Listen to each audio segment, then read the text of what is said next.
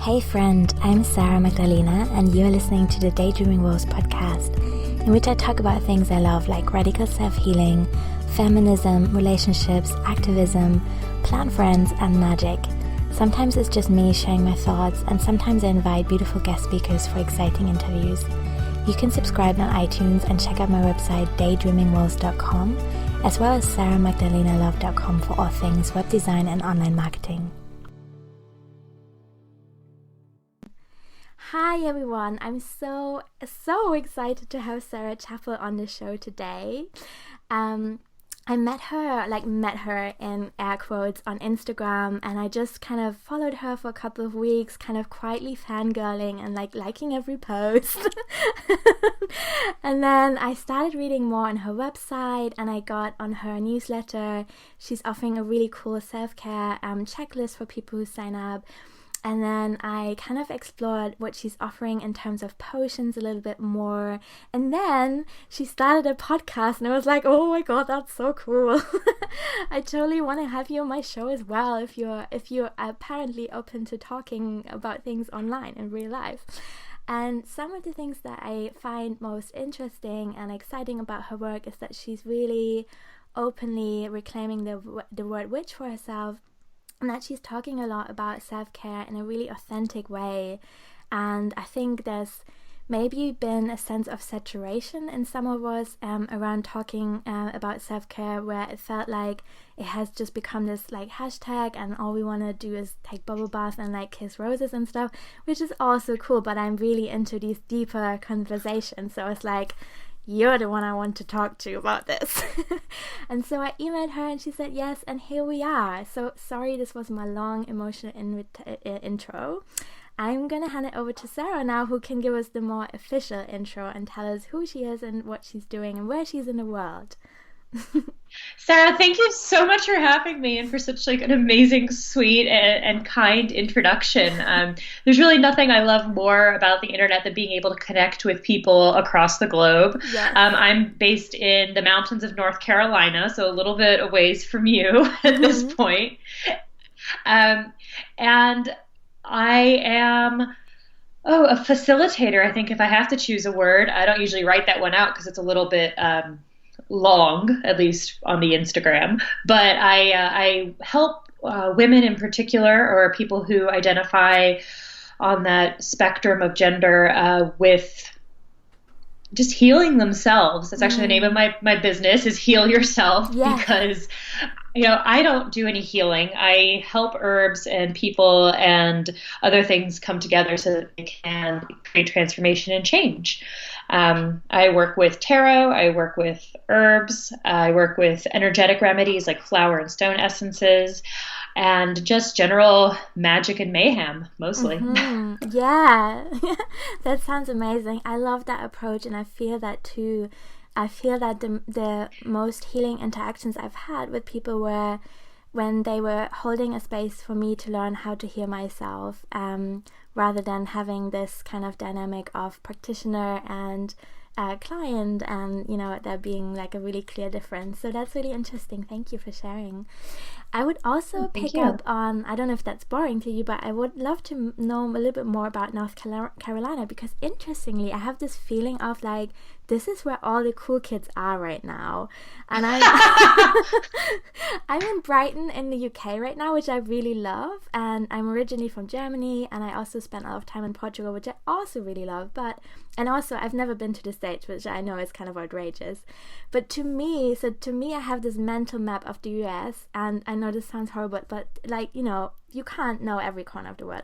So there's California in my head, and then there's New York, and these are kind of the things everyone wants to go to, and I feel like LA would probably really stress me out, as would New York, so I'm not really interested in that. And then there seems to be Asheville in North Carolina, where all these cool witchy people are, and I have a feeling maybe these are the witchy people that got really bored with Portland. Is that true? Well, I haven't spent any time in Portland, so I can't speak to that. But Asheville really feels like the Berkeley of the East Coast. If Ah, you've heard of Berkeley yeah. outside of San Francisco, that's what it reminds me of. It's like Berkeley, and probably thus Portland, because I think there's some similarities there. Yeah. You know, North Carolina is super funny. I'm from the North. I'm from New Jersey, which is Hmm. near New York, and lived in New York for 11 years before moving to North Carolina. And this is actually where my family is from. Yeah. I'm a first generation Northerner, I like Oh. to say. Um, uh, so I'm back in kind of my homeland, and there are just an amazing number of witchy people here, and there's a couple reasons for it. The primary one is really just the land. Hmm. The Appalachian Mountains, especially in this kind of I think it's called like South Central Appalachian Mountains, is so lush. There's more herbal, like medicinal herbs and plants than you can find like anywhere else in the country, like concentrated in this one little like nook of the world. It's a temperate rainforest. So it really draws people who like want to work with plants and get to know plants and have the lifestyle that is kind of more connected to the earth, which for me is a huge part of being a witch. And I definitely came to the Asheville area because of another witchy woo lady, Asia Suler of One Willow Apothecaries, who is just a truly magical practitioner and teacher, and I've had like the great honor of studying with. And it's really because of her work that I even like knew what Asheville was, and now it's really cool. I think you would love it. Come visit us. Yes. Yeah, I really think I should. Oh, I should put that on my universe wish list. I think. Cool, Yes. thank you. The next thing I would love to ask is really to dive right into the deep end and maybe hear a little bit more about what it means to you to be a witch if you want to share. I would love to know. Yeah, it's so funny. And I've been thinking about this more and more and more because, as you said, I just started a podcast called So You Want to Be a Witch. Yes. And that word makes people go crazy. You know, it really evokes a lot of emotions. And Mm-hmm. for me, it's really a reclaiming of, there's a wider history there, certainly, but for me personally, it's tapping into something I knew very strongly as a child, which was that I wanted to live in a different way. Well, I believed in magic. I believed in the ability to cast spells and create ritual and set intention. And the word witch, and also tied in with kind of neo-paganism and Wicca and all these different things that I studied when I was a kid, became really painful for me. I was really afraid of being ostracized. I was afraid that my parents would disown me. I remember Mm. having to I was raised Presbyterian. I remember having to talk to the pastor of the church and saying I didn't want to be baptized because I was baptized at 10 for that's another story, but I didn't want to be baptized because I was like a witch, and like there was this kind of like I don't I don't want to use the word trauma is very complicated, but there's kind of a Mm. low level trauma with being persistently told that you can't do Mm. something, that you're wrong, that something about you is wrong, Mm. and that happened in school. I got in trouble like for talking about like witchcraft with kids in sixth grade. Like it was just all Mm. these like tiny little things over time that just made me really, really, really afraid. And so now coming back, I'm 30. I am out of the broom closet. No, and that's Mhm. been a journey in itself. So using that word for me is really tapping back into my intuition, into my ability to connect with the wider world. That is a huge part of it for me. I think living in concert with the earth, certainly, but also with the spirits around me, accepting the fact that like I hear and know stuff that maybe I shouldn't because that's not within the realm of what we think of as being appropriate in a Yeah. modern culture. That's a little rambly, but it is essentially like I am like reclaiming the thing that caused me a lot of pain when I was a child and Mm. just trying to be more connected to the world. Yeah, yeah, totally. That's beautiful. On a day-to-day basis, like when do you feel most witchy? Is there something that makes you feel like, oh my God, I'm magical? I have like I'm saying I do have these moments. I don't think that's weird at all. No, no, totally. There's a couple things. I'm actually in formal like herbalism school right now, Hmm. and which has been just such a joy. That's really the reason I moved. And so taking my kind of intuitive plant knowledge to the next level and really learning the science. And when I meet a new plant and I get so excited, like that's not really my personality. But I'll be like, oh, hello. Oh, hi, friend. It's so nice to meet you. And I talk to plants like I talk to my dogs. Yeah. I'm like, oh my goodness. Hello, little one. You're so cute. And that's when I like take just a second and I'm like, oh my God, I am such a magical little witchy person. I'm like, we're talking to plants. Yes. That connection is what fuels it for me. Yeah. Yeah. Yeah, totally. Me too. Do you have a favorite plant friend at the moment? Where I live, there are a bunch of spring ephemerals, these plants that just pop up for really brief periods of time. And one that's really abundant in this region, but I had never seen before, or even really heard the name of before I moved, is trillium. And trillium and I are having a pretty serious relationship right now. I was on a hike. I was on a hike in February and the word trillium came to my mind and I don't think I'd ever heard it. So I started working with a flower essence. And then earlier this month, I met trillium in the woods and now trillium is at my house. So we're seeing each other pretty seriously at the moment. It's pretty Great. Good. Yeah, that's beautiful. I also had a little look at your website and your shop, of course, and I love how you're naming your potions. Like one of them is called Calm the Fuck Down, which is that's just fantastic. What do you feel like plants have most helped you with, if that makes sense? What they've helped me with the most, more than any kind of physical healing, is again that sense of connection. A big part of my story is addiction. I'm an alcoholic, and that is a disease in a broad strokes of not being connected, of fear, and plants and that just the experience of working with them, seeing them. And again, like this is not something that I didn't grow up like this. I mean, beyond wanting to be connected, like I didn't grow up like farming or growing things. Like I have no green thumb. Like developing that connection is the gift that they've really given me because I'm never alone when I think of the world that way. When I look around and I'm like, oh, look at all these beautiful plants and their spirit and the energy that they share so freely with us. I've heard this a few places, so I can't really attribute it, but there's this idea of literally exchanging breath with plants. You know, we breathe out, they take it in, and they give it back to us in oxygen. And it's just that connection is really a gift. Yeah. Yeah, that's really beautiful.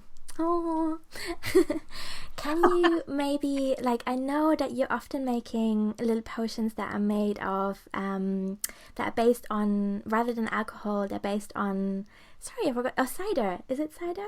No. Yeah, apple cider vinegar. Oh, yes. Yeah. Sorry, sometimes I just miss some words. No worries. Yeah, like, how do you know, like, how would you describe that being different, or like, why do you love it so much? That's really interesting to me. The first reason I love it is because it's not alcohol. Yeah. I personally do take some alcohol-based remedies when necessary, but I find that the most effective remedy is the one you take and the one you can take safely. And I think that for a lot of people, for a variety of reasons, whether they're pregnant or they're religious or they're in recovery, alcohol can be kind of charged, and modern herbal medicine relies heavily on alcohol to extract medicinal properties of the herbs.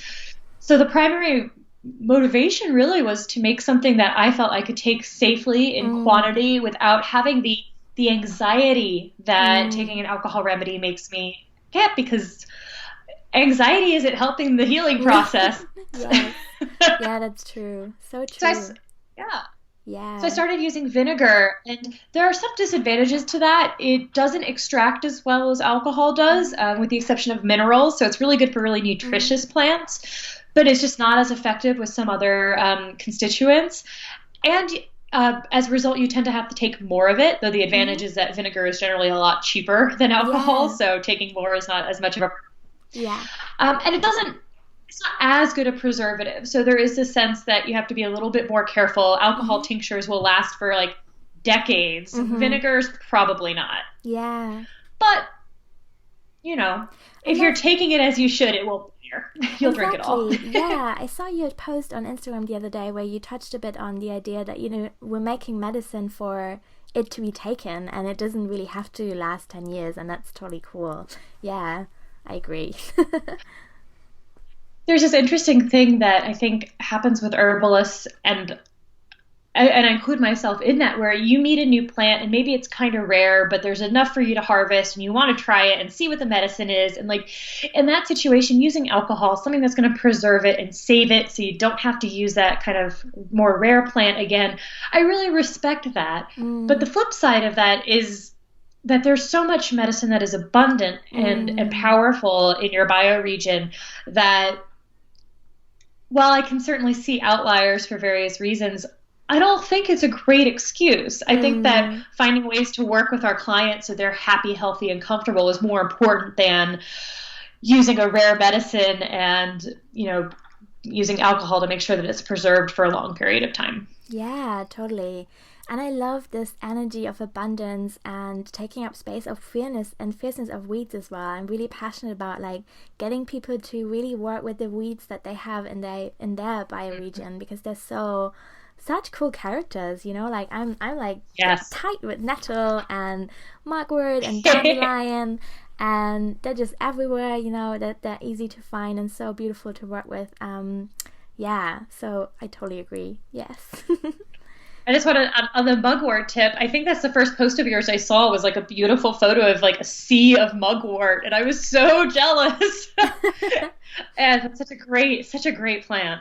Yeah, it really is. That feels like a life partner to me. I even have mugwort tattoos, and yeah, Oh, mugwort is so special. Such a great plant and friend to have in life, I think. Do you have mhm. any like self-care practices that stand out to you, like apart from, or maybe that is part of your self-care practice, like how do you take your herbs? Do you have like a thing where each morning you do like a little tea with when then some tinctures, or like what is happening? Oh God, I wish. I am really, really terrible at good habits. As a rule. So that's part of the reason self care is so important to me and why I like to talk very openly about my challenges in that area, because I think that, like you were saying in the introduction, that everything is hashtag self care. Yeah. And when we transform things into a commodity like that, one of the byproducts is actually making those of us who aren't good at it feel guilty. Mm, Like, look at that beautiful photo of that girl on the beach. Hashtag self care. Like, what's wrong with me? Why can't I get to the beach or make yeah. time to do that or afford to do that or whatever? So, Mm. the first thing I'll say is like, I don't have a good self care practice. That's part of the journey for me, is like creating that. Yeah. The one thing I do almost every morning, and this has been transformative, is morning pages. So I write 2 to 3 pages um, based on Julia Cameron's The Artist Way, and I just like I get that out with my morning coffee, and that is has been really useful for me. The other thing that I do, which is hashtag self care, is take baths. I was like anti-bath. I was like, baths are dumb. Who needs to take baths? Baths are stupid. Showers are way more effective and efficient. And it was only when I realized that efficiency is definitely not the purpose. It's the fact that it takes time to draw the bath. It takes time to soak.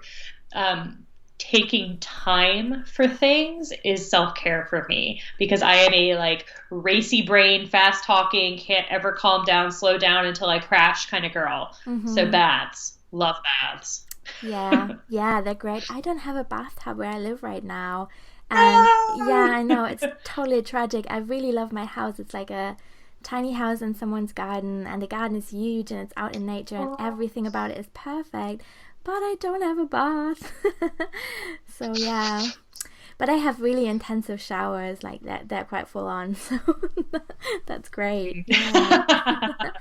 What would you, as like because I always love like giving people some practical tools to take away. What is your advice to someone who wants to look into herbal self-care and maybe also working with ciders or apple cider vinegar situations? What is like the first thing you think they should know or look into?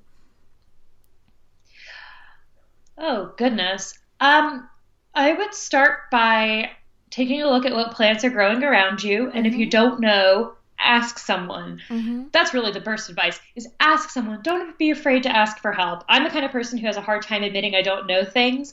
Learning to ask for help and knowledge and assistance is a big challenge for me personally. So I honor that if that is also your truth, that you like to be right all the time and then can't admit that you need help.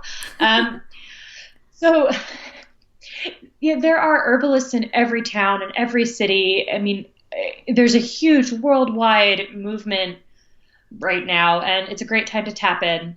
The thing I'm not going to recommend that you do is just Google indiscriminately to try to find remedies, because there's a lot of bad information out there. But seeing what plants are available to you locally, or even just paying more attention to the food plants that you're eating, and if you can like become friends with them or just think about them a little more critically. A lot of our food plants are great medicine, and have become foods that we eat because they're medicine. And books, always books. There's never enough books in the world. I was like, especially as a great place to start, anything by Rosemary Gladstar is just delightful. She's delightful. She has great videos online too, and is just like so sweet and kind, like in her demeanor. And her books are really accessible, like true, real deep medicine, but also just, you don't need to know a lot. But see what friends are going around you. Make sure you know what they are before you put them in your mouth. That's really important. Identify them. And also, just something that I've noticed for me that's been super useful is the idea of synchronicity. If something pops up, if you're like, oh, I saw a picture of violets the other day, and then you're at the shop and like you see something that has violets in it, and then you have a dream about violets, like you probably need to take some violets. You're probably being asked to work with violets. So instead of like writing those things off as like meaningless coincidences, they are meaningful coincidences. I think that's a really great place to start working with plants. Yeah, that's a really great point. I love that you touched on working with intuition as well, and looking for these signs specifically. Yeah. I know you're really into the tarot as well. Do you maybe want to tell us a little bit more about like how you work with the tarot and how it has changed your life, and like what you're offering around tarot? Yeah, tarot is so powerful. It's sorry. I was having a conversation with someone yesterday. We were making fun of people who say exactly this, but I'm going to say it. Tarot is a mirror. And that sounds really like woo, and like, what the fuck does that mean? I'm sorry. Can I curse? Yes, you can. Absolutely. Okay. What the fuck does that mean? And what it means is that it reflects back to what you already know. Now, I say that with a caveat that there are people who are psychic, at least I believe so. There are people who are intuitive. I can pick up things that aren't super clear. But at its core, tarot is not fortune telling. It's a tool that helps us to see clearly. Yeah. For my personal practice, that has been so unbelievably useful. As I said before, like my brain goes crazy. It runs. It does not stop. I can never see things clearly. I have no perspective on my own life. I'm just always future tripping and obsessing and thinking out everything to the worst possible conclusion without even really seeing what's happening in the moment. Tarot allows me to zoom out, to have an honest reflection back of how I'm feeling and what is actually happening versus what I think is happening or what I'm obsessing over. When approached that way, it's a really great tool for self-care. It's also a lot easier to learn, I think, because you're not trying to predict something. I find that comes later naturally to a lot of people. But in the moment, you're just pulling a card and seeing, how does this make me feel? What does it make me think about? And trusting that that is exactly what you need to be thinking about, that the card is reflecting back to you something that you need to pull out from the depths and take a look at.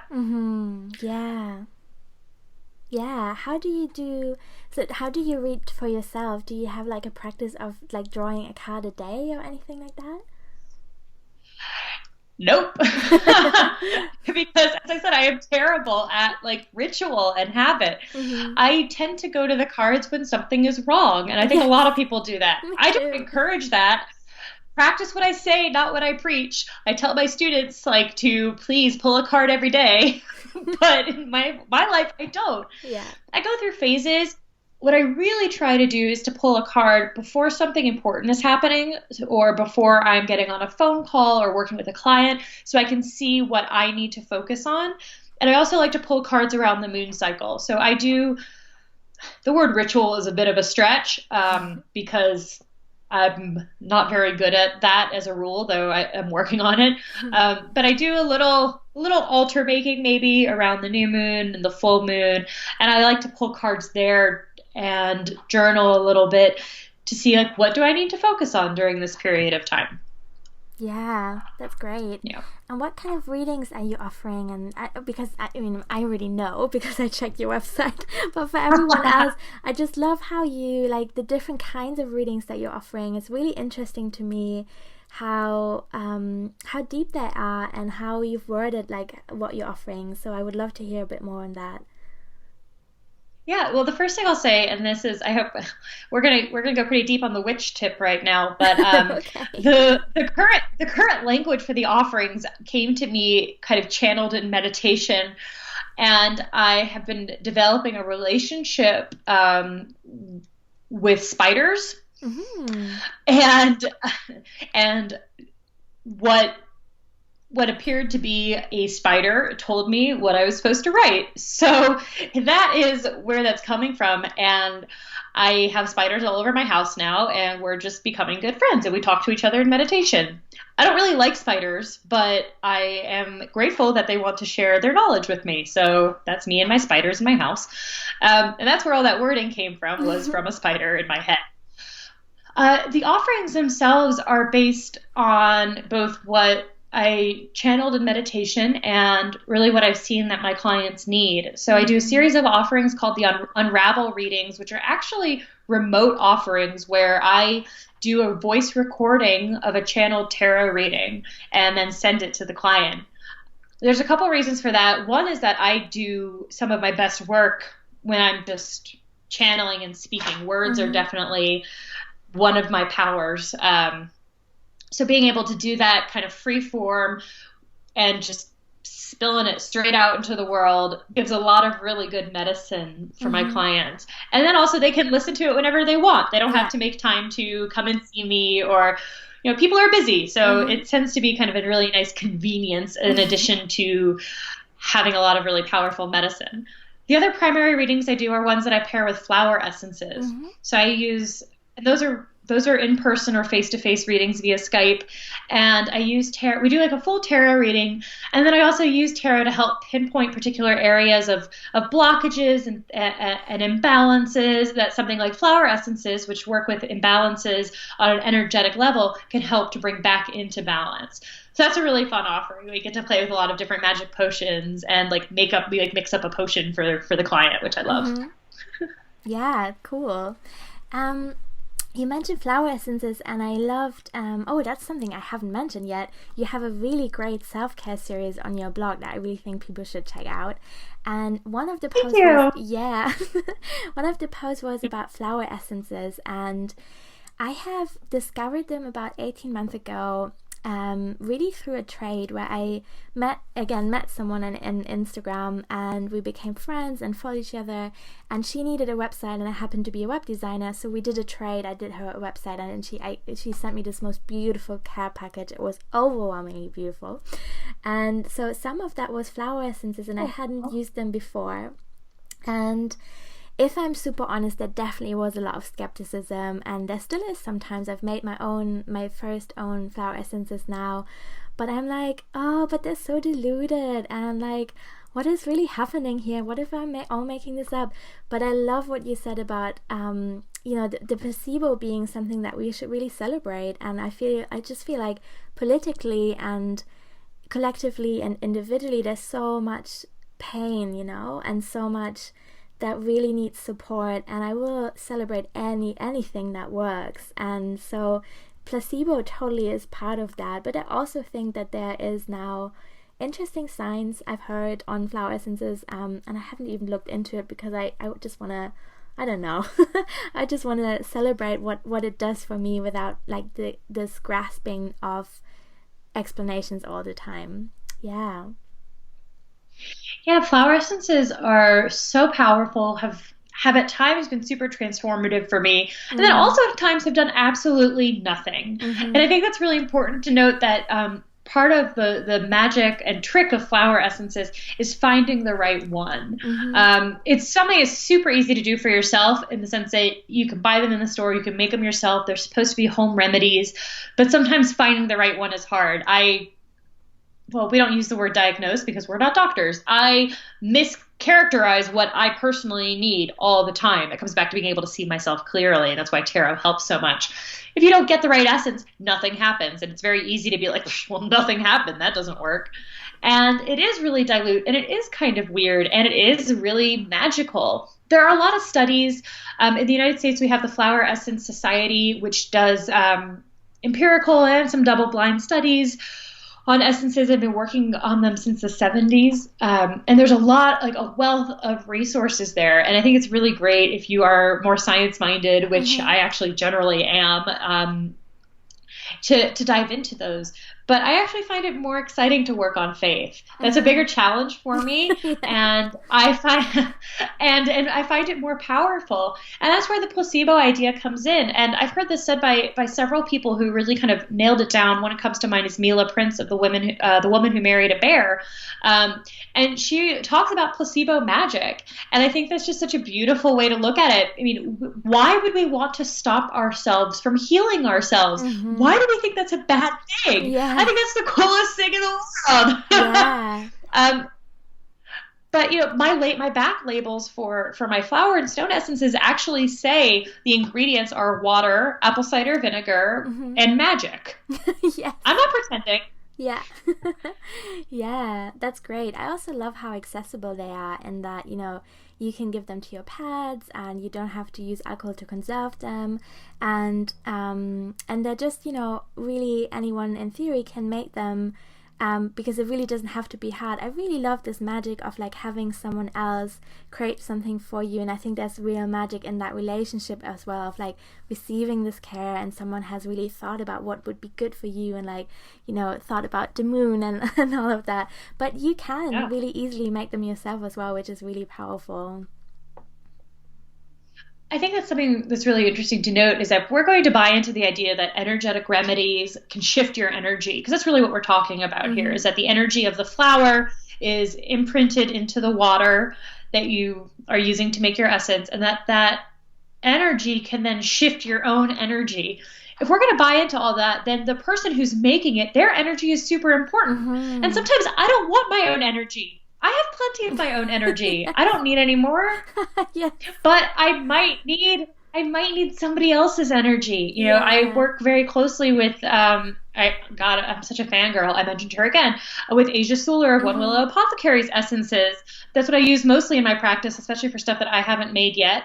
And I want her energy. Mm-hmm. I like need more Asia Suler in my life. So Yes, I think everyone working with does. right? Yeah. So working with her essences, like, yes, I'm working with like dogwood flower essence, but I make a dogwood flower essence, Mm-hmm. but I don't take my own that much because I don't need my energy, whereas someone else may need my energy. And that I Mm-hmm. think is such an important component. So yeah, when someone makes something for you, Yeah. they're imbuing it with their love, their care, their power, their life experience, and Mm-hmm. we get to take that in as medicine. And Mm-hmm. that is pretty witchy, and I am Yeah. all about bringing that energy in. Yes, totally. Yeah. I'm always almost looking for friends that I can give my stuff to because I produce more than I can take myself. And also, I feel like I want to be able to justify buying something from someone else for this exact reason. So I love to kind of keep this flow of like giving remedies into the world and making magic for other people, but also really bringing other people's energy in and seeing how that can support me. I think that's really, really cool. Yeah. Oh, I wish I could study with Asia in person myself too now. Maybe I really should come to Asheville. It's a thing. Totally should. Oh, it's definitely a thing. There's Yeah. the energy here is palpable, and there are a lot of great teachers here. So Mm. please come visit us. Okay.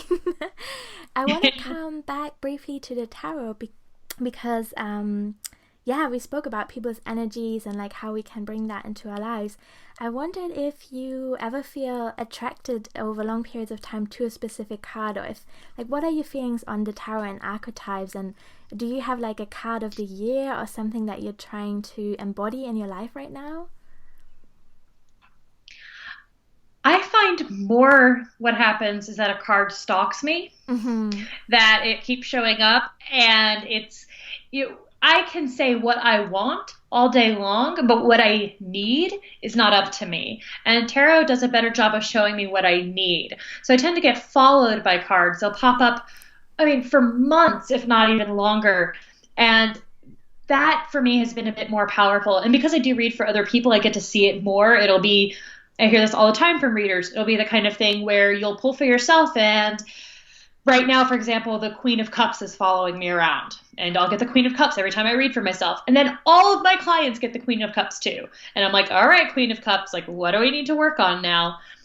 I do, however, love using, especially in ritual, cards to draw on the archetypes, to invite them in. I don't think we get to, tarot for me shows more the energies and invitations that we are being asked to move through. But we can call in energies that we want to work with. So for me, a big one is the Empress.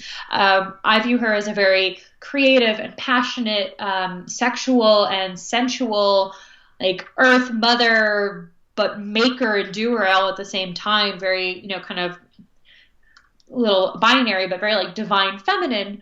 And I need more of that energy in my life. I get very disconnected from that. So I will make an altar. I'll have the picture of the Empress. I'll work with the flower essence that for me screams the Empress, which is hibiscus. And the first time I did that was actually when I was about to go on a date, and I was like, girl needs some help. Girl needs some help, please. I was like, I don't know how to do this. So I was like, okay, we're going to call in the Empress. And I was like, I got out my Empress card and took my hibiscus flower essence. And I was like, all right, I am ready to go. so sometimes I work with it that way, but usually for me personally, it's more that the cards show up and tell me what I need, and they'll keep showing up and keep showing up and keep showing up until I actually pay attention. Mm-hmm. Yeah. Do you maybe also want to tell us a little bit about your relationship with stones? That's kind of, also really magical.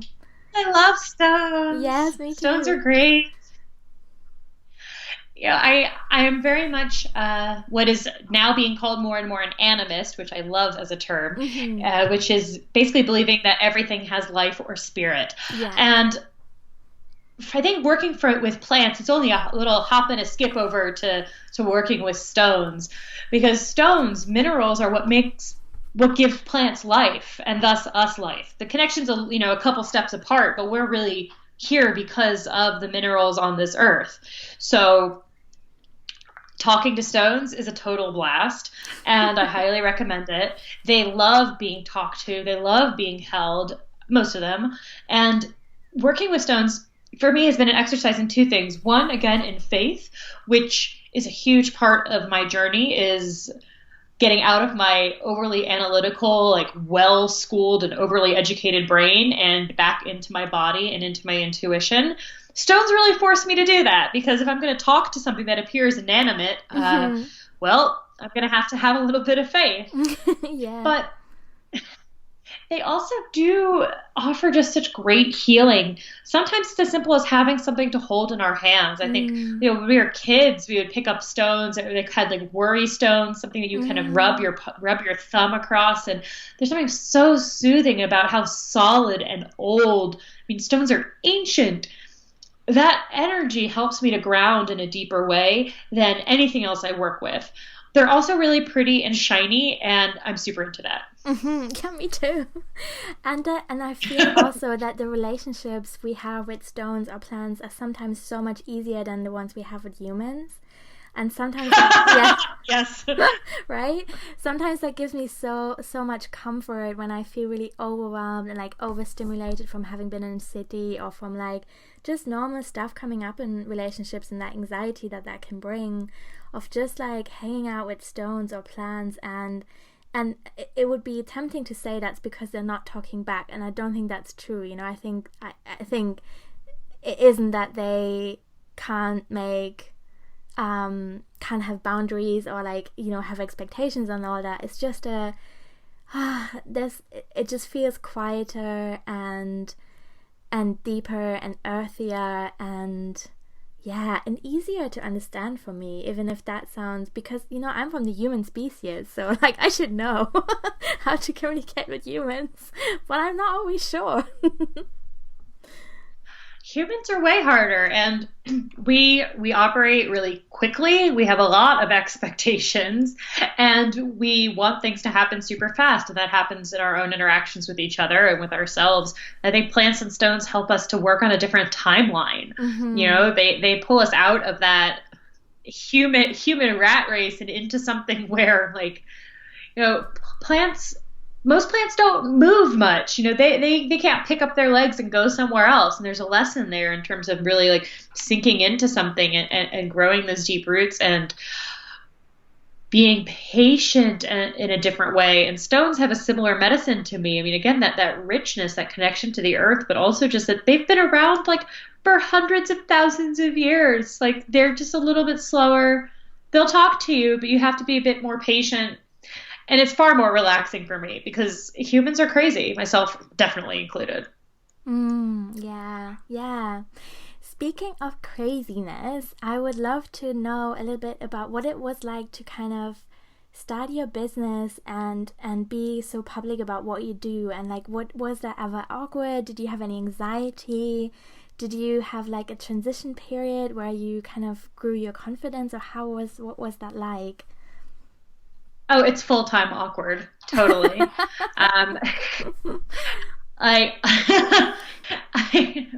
It's awkward every day. I am anxious every day. And I say that really from a place of deep love and gratitude, because I still can't believe that I get to talk to someone across the world about plants and stones and magic. It's amazing. But a big challenge for me has been figuring out how much of myself to share, what parts of myself to share, what is good for the business, what is not good for the business. I think I do a lot of things that aren't good for the business. I talk very openly, when I'm depressed, mental health is a big issue for me. And I spent all of January and February posting on Instagram being so I'm still depressed, guys, this sucks. And yes. I don't know if that makes people want to work with me. Do you want to give your money to somebody who's I have severe mental health issues? I don't know. And starting the business was kind of by accident, or not by accident, but just there really was no other option. About a year ago, my background is working in the wine industry. I worked in the wine industry for 6 or 7 years. I was a brand manager and editorial director for a huge company in New York. And when I was 7 months sober, I could not do it anymore. I was a bigger wreck than I had ever been when I was drinking. I saw a friend recently who told me I was a little twitchy at the end, and I was I think twitchy is about as nice as you can put it. I was a wreck, and I couldn't do it anymore, and I left. And that, it was a year ago, and pretty soon out of necessity, I was well, it's time to use some of these skills because girls got to pay some bills. And that's been a really interesting thing to navigate, because in my dream world, I wouldn't charge for any of the work I do. We would exchange something, we would trade something. And I have a lot of personal guilt around that. And that's a conversation that I'm seeing more and more, people talking about, charging for healing work, charging for tarot readings, that herbal medicine is the medicine of the people and it should be free. And I believe that. And then I also, have to pay rent. Yeah. That has been anxious and anxiety inducing and awkward for me as I tease those pieces apart and see how can I be of greater service if I am actually running a business instead of just doing this as a hobby. Yeah. So stepping into that place where I do this full time has enabled me to be of greater service because I'm available, because this is my work. I can dig deeper. I can do more work. I can make more things. I can go to herb school. I can make some of these things to make myself more useful. But oh, it's so awkward all the time. I'm still like, what do I do? I have a business. I like registered my business with the government. I pay taxes like a grown up. I'm like, I don't even know. And I just, it's a little rambly, but I want to share it because I think we see a lot of like really beautifully manicured, like lovely, like soul centered businesses on, again, on, like on Instagram. And I'm like, I'm going to bet behind almost every single one of those, there is like a panicked little witch girl who's like, what am I doing? What am I doing? Oh God. Yes. Yeah, I'm still a panicked little witch girl all the time. But I'm still yes. But I'm also so full of gratitude for, having these conversations, as you said, like being able to show up like this and having this be the thing. And also I realized that working from home has shifted so much for me, like my energy and how I can be present with other people is so much better. Like leaving the house for a 9 to 5 has really killed my vibe, like whoa. But I also really share your feelings around shame of like charging for this, because I care so much for it to be accessible to everyone. And I'm also so grateful that we have all these different ways now to be with the reality that we have to pay rent, and that means we have to charge for our services. But there's so much we can share freely that is really accessible to anyone, like your self-care list, the checklist, or the self-care series that we've done, or these kinds of podcasts. And so I really want to celebrate that as well. That really helps me kind of think about the shame, and I love having these chats. And like I do think that there is a really big movement in the entrepreneurial community to kind of think about accessibility and what can we do, and thinking about things like sliding scales, or not shaming people for doing trades as well. I think for me, I get the idea, and it's something that I have been taught quite intensely, not to do trades because it's undervaluing my worth, and like I'm never going to be a professional if I do that. I think there's that kind of school of thought. But what I found is actually a well done trade is really, really magical and so healing, because for it to really feel good, I have to know my worth. I need to know my boundaries. I need to be able to communicate them. I need to be able to hear and know. And that's like on so many levels, that's not something that I ever got to practice outside of that world. And I think it's so counterintuitive for how we do money and exchange and business and trading elsewhere. And so I now really feel that trades can be amazing if we have the resources to do them without any shadiness, and I love seeing that happening more often. Yeah. I'm really glad you brought that up, because I think that I have learned more boundaries from, I don't do a ton of trades, but I did a few at the beginning of the year, and I actually make that an option for this sliding scale sessions that I do once a month just for local people. And I have learned more boundaries and more about myself and more about my own worth through doing trades than I have through charging, because I'm a knitter. That's one of my self-care things. And I did a whole bunch of trades where I traded knitting for different things, and realizing, just really thinking about how much time it takes me to do that, and how much that time is worth if I'm doing a tarot reading, for example. And it really gave me actually a stronger sense of my own worth, which was really powerful, because I was like, I'm sitting here knitting away. It's taking me like 3 weeks to make a pair of socks. And that's really powerful to look at. Yeah. And that does translate back to my own ability to be able to charge my worth when it comes to my business and my services. And then also to have faith that if I do offer sliding scale, and when I do that, when I accept trade, that I can set it up in a way that feels really good for me. But that's like a learning curve process, digging deep kind of stuff. So I'm really glad you mentioned that, because it is about healthy boundaries, about hearing no, and about being able to say no, which is even harder. Yeah, absolutely. And I think the plants have helped so much with that. So that for me, there's been a real like dynamic going between me and the plants and the services and the business and the magic and like all of that, because nature is so abundant. And I really feel that, to be able to be in a place where we can do these healed transactions and trades we have to trust on some level that our basic needs will always be met, and that's really quite hard to feel right now in this world. You know, I was so sorry to hear what happened with healthcare for you guys in the States this week. I think it's absolutely heartbreaking, and I forgot what the term was called now. But fuck, man, wow. It does have to pass our the second part of Congress. It does have to pass the Senate, and they'll likely rewrite it. But it's one of those things where it just shows you what people think of you. Yeah. You know, it just lets you know what your peers, because these are my people. We live in the same country, and you know, people voted for not just for a president, but for a Congress that thinks that this is the right way to go, is to make essentially having a uterus being a pre-existing condition. Rape is a pre-existing condition.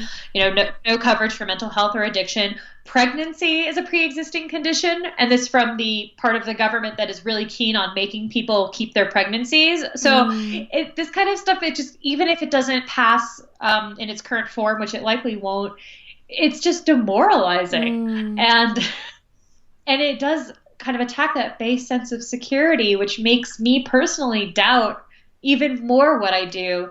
But every time that happens, and I realize how important it is that there are people like you and people like me and people in this amazing community who are holding space and creating opportunities to support each other, because that's more what this is teaching me. And I'm a little late to the ball game, so for those of you who have already been kind of on this, excuse me. But it's like, I can't trust my government. And I know that's like not a huge thing, but I have to take care of myself, and I have to find other people that I can help take care of. And it's our community that's going to matter so much more moving forward. And in a way, there are positives there. You know, we just learn to be self-reliant, and we'll take care of each other more. And that's okay. We can do it. Yeah, absolutely. I agree. I feel like it is heartbreaking on so many levels, but it has also confronted in me and in the communities I'm part in, like this real need for resilient communities and thinking about resources in a different way. And I wish it could have, you know, we could have come to this place in an easier way. That would have been great.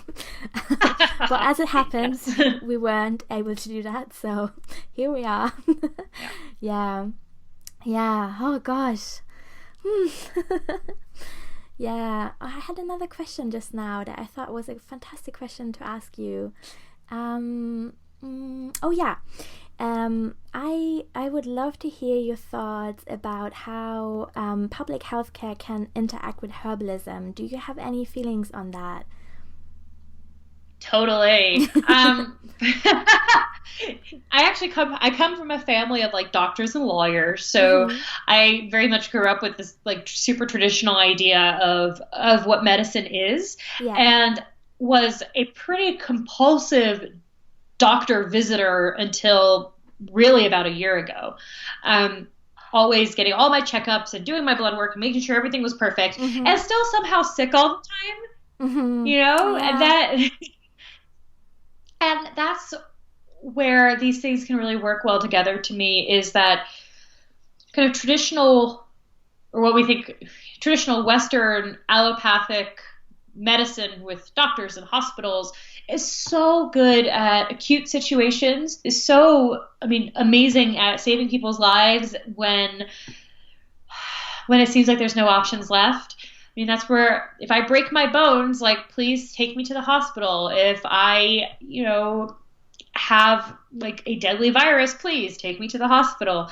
Like, that is really powerful. And that is medicine that, yes, there are herbal ways to kind of work with some of those things. But at the end of the day, I believe that doctors are better at that. They have different skills. They have really powerful drugs, and keeping people alive and healthy is really, I think, the overall goal. We want to increase like a healthy, long lives.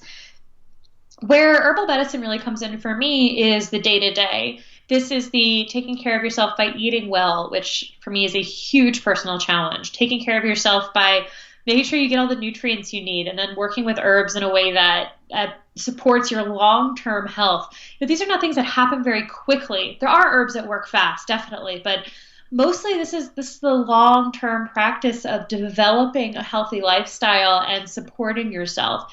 I think those two things go together great because herbalism is in a big way preventative care or kind of, I don't want to, lower level sounds a little judgment. I certainly don't mean it that, but kind of more persistent care, if you will, whereas as traditional medicine offers like acute care extremely well.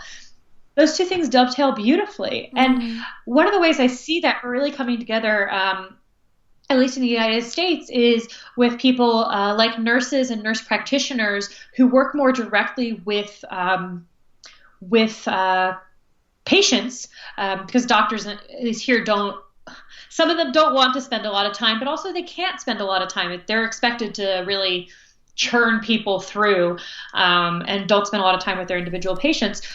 If nurses who spend a lot of them all day, 12 hours a day working at the hospital, working with patients, and then see that there is really a need for this other kind of care, I think that shows a really beautiful place where these things can work together. Yeah. There are a couple nurses in my herb program. I think that's actually a huge number of people who study herbalism are nurses or physician's assistants who see that there's a missing link here. I'm not sure that was terribly cohesive, but basically, I think they go together great, and I'm super I'm someone who wouldn't be alive today if it weren't for modern medical care. Yeah. I was about a month late when I was supposed to be born. I was born by C-section. My mother never went into labor, so I'm thank you, thank you. I'm glad I'm here. Yeah, I was born late too. It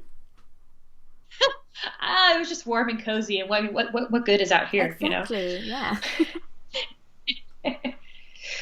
But I think those things can work together well. And I think that, for me, I spent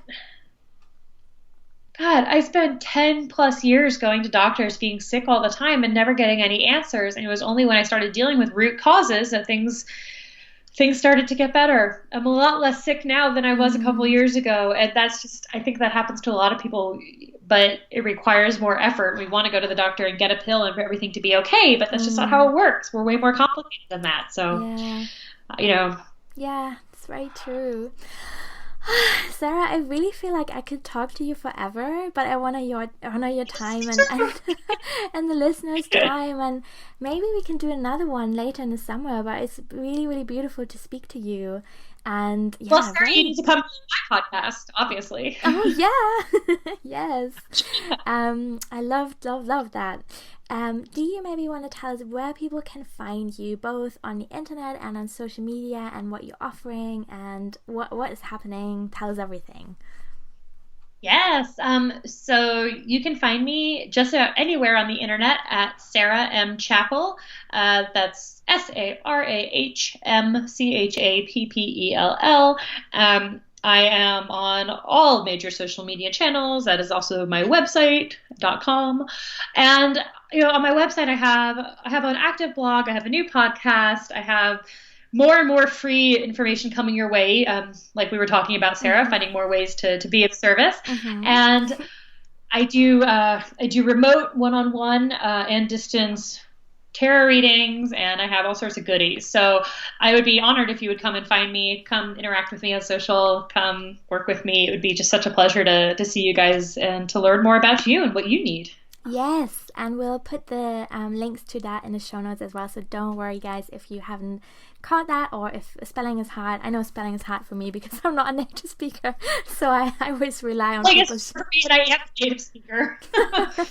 Yeah, but anyway, you will find all of that in the show notes, and I cannot wait to share that with you. Thank you so much.